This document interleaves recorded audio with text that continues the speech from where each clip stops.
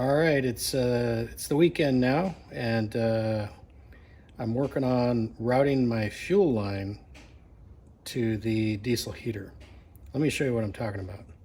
By the way, if I look ridiculous, it's because cold, rainy Oregon day. So 62 GM 4106 bus. The main fuel tank is on the other side of that wall in this bay. This is the driver's side of the coach. It's the center storage bay. That dark bay back there is directly below where my water heater, combi heater's been installed, in that hole there. If you've been watching the previous videos, you'd know where that is. So,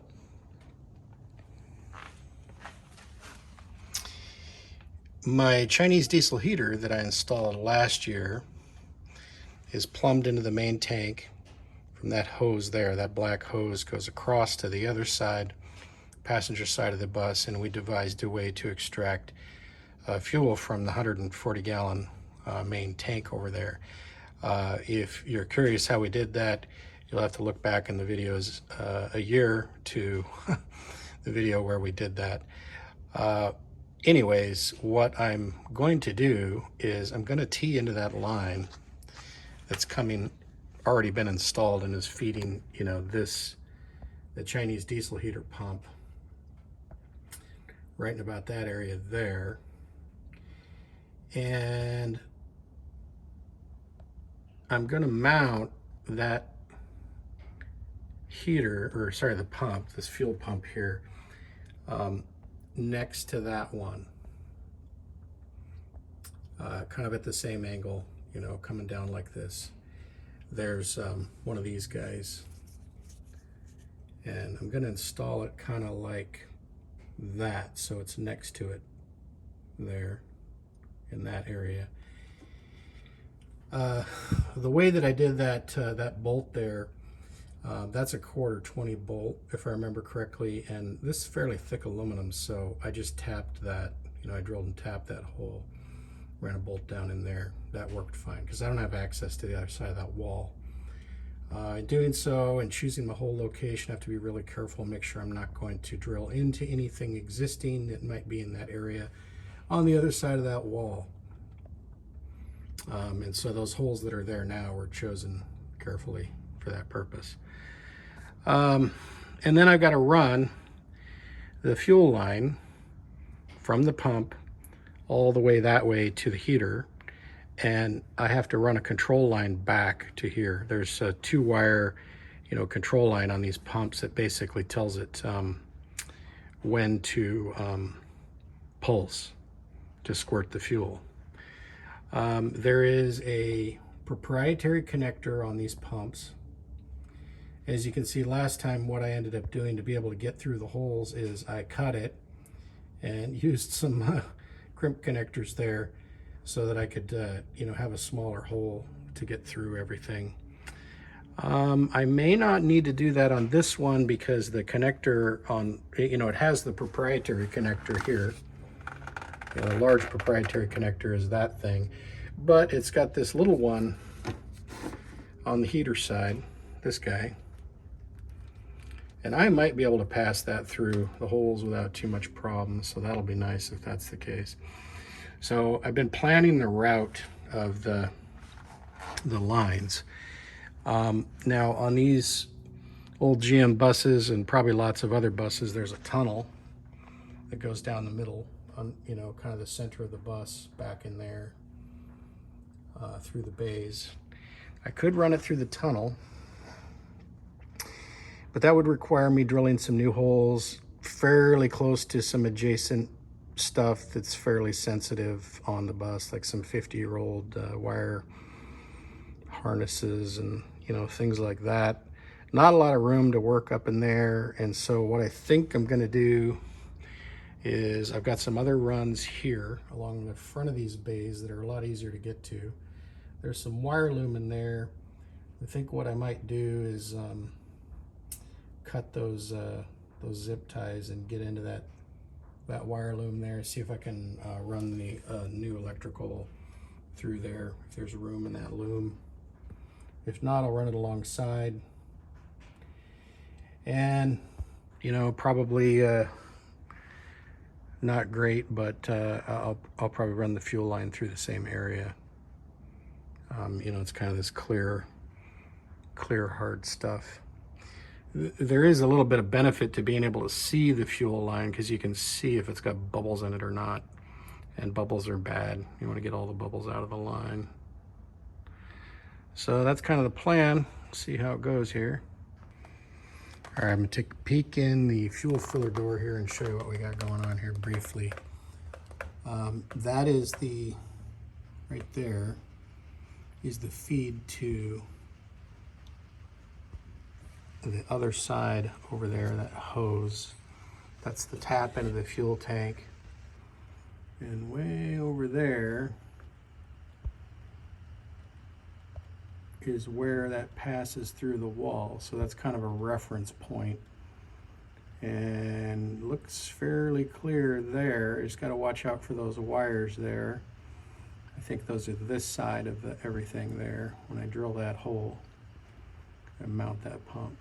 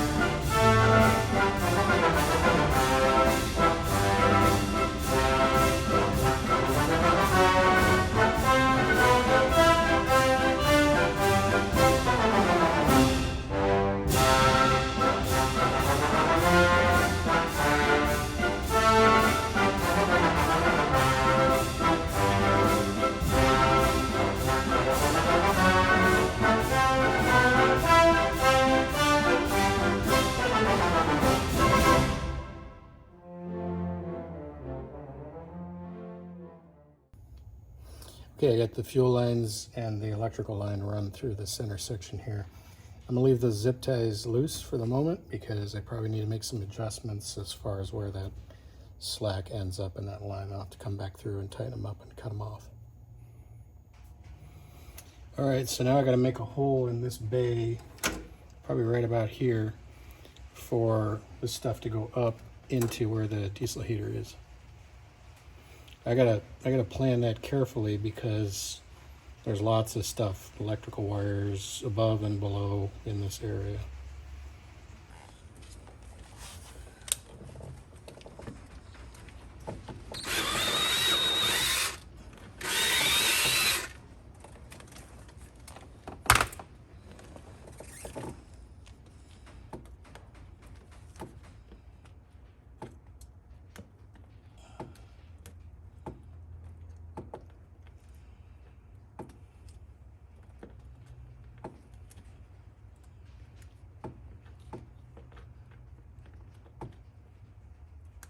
Yeah, that drill wasn't quite big enough. A little bit bigger one.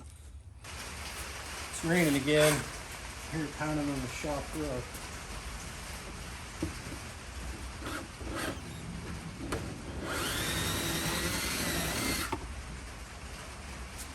Yeah, that should do it.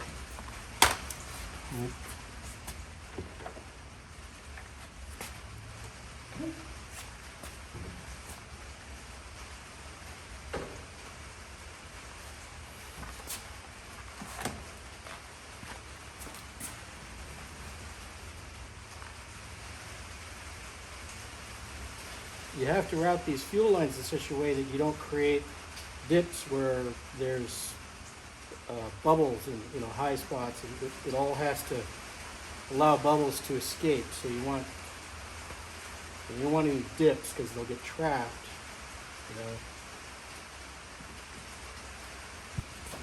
All right, I got those wires ran. The excess is going to get coiled up in this compartment with the water heater. Unless I want to redo that end, and I don't think I do because it's kind of special. All right, now that I've got the lines sort of run and the general arrangement figured out, now it's time to finalize the pump end over here on the next to the fuel tank. I think I'm going to take a break. I got to go get a T for that fuel line, and I got to check out my tap and bolt situation, see what I got.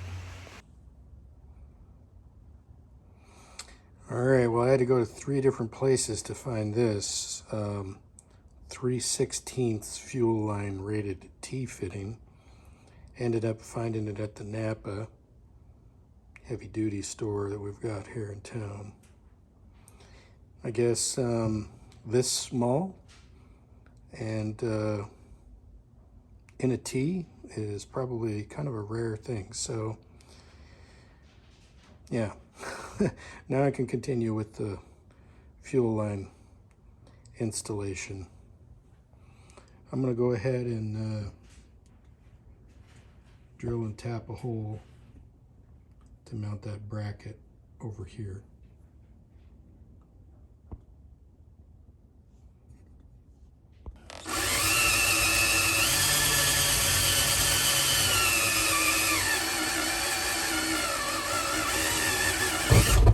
There we go.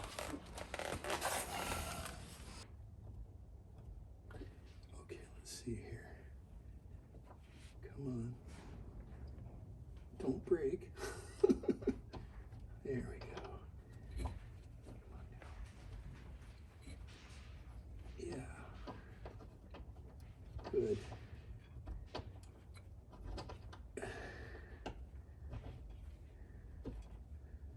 Okay.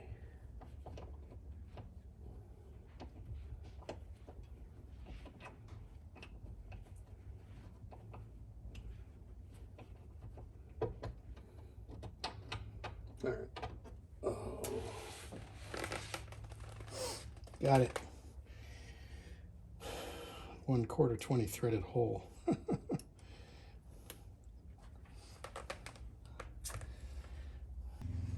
So the purpose of this thing is to hold the pump, but also to try and isolate the clicks from transmitting into the body.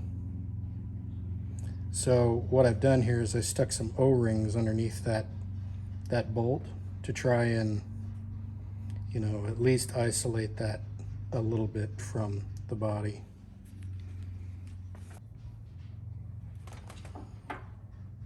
I'm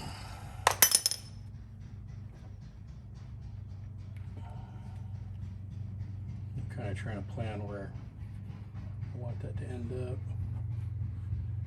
Clip will be on the back side, but I want the fuel line going. The electrical connection will be on the back side. Will that clear? Actually, I don't think it will, so I'm gonna have to rotate a little bit.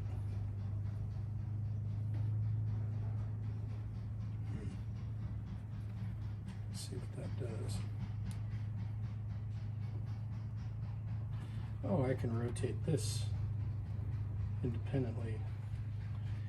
Okay, so yeah, I'm gonna have to loosen this up and spin this around to where I want it. All right, I got this clocked the way I want now.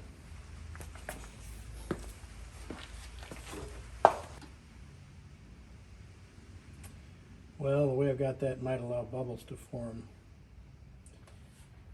So that's not good because, you know, it's gonna have to go down. That's not gonna work. I probably need to change that yet again so that it's more like this, coming this way or something, so that you know, at least it's got kind of an upward thing going on. So I'm gonna have to clock that again. I'm gonna have to rotate that one more time. Take it over to the workbench for that.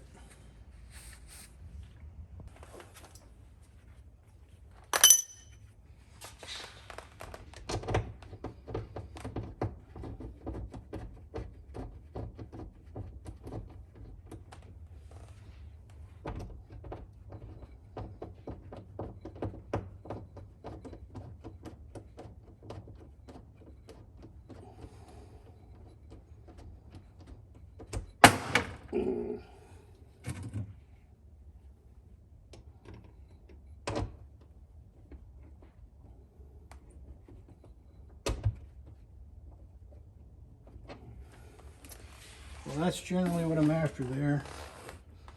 Nice and snug in there next to each other.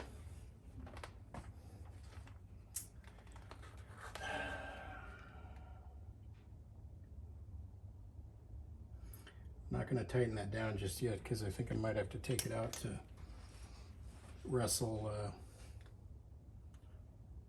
hose on the end of that. Here's a zoom in of it. Now I gotta devise a little T scenario down here for the incoming line from the tank there. That guy. I need to take that off and T into these two somehow. Figure that out now. All right, I got this T ready to go in there. Just got the, clamps kind of staged on there. I'm gonna lose prime to the tank when I do this, unfortunately. These guys don't lose prime because they've got check valves in them, and I don't know if you noticed, but the fuel filters have stayed full through all this messing about, which is good.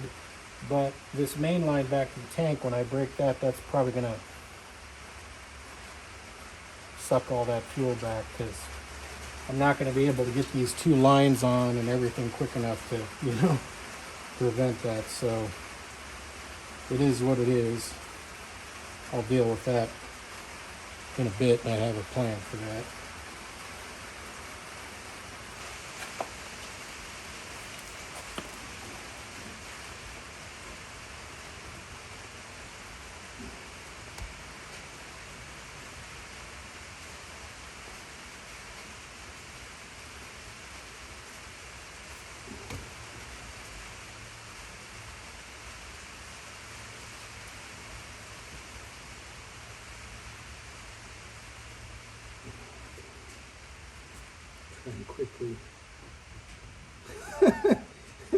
I try and quickly switch things around there to minimize fuel loss.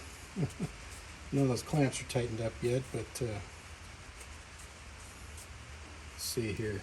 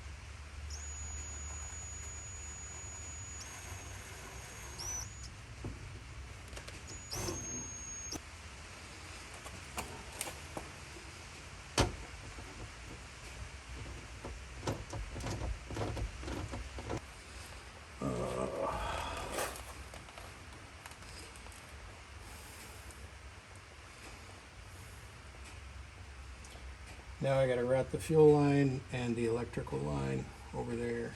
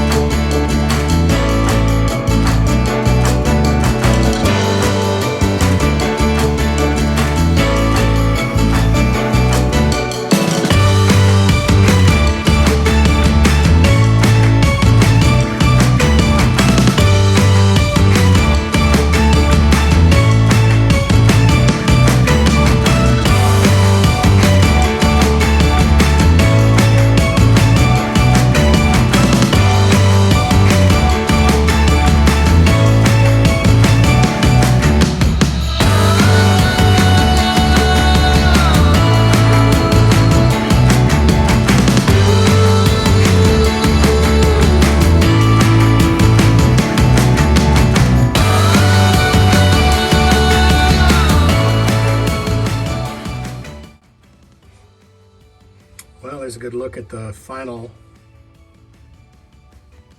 pump installation there.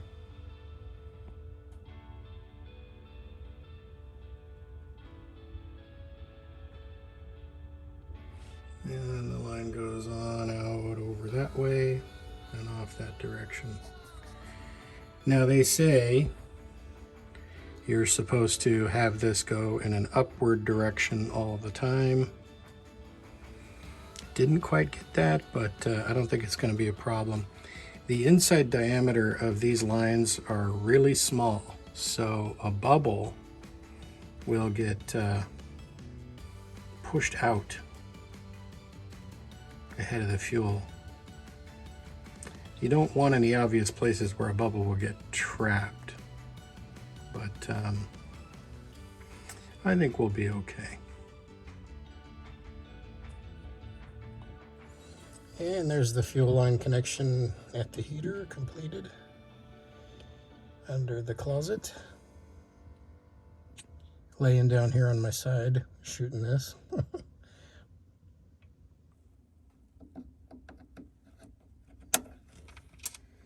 And there's the electrical connection for the fuel pump.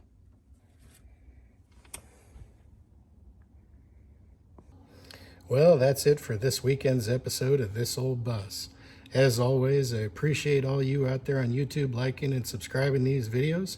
If you have any thoughts, comments, or questions, feel free to ask them below, and we'll see you next time. Thanks.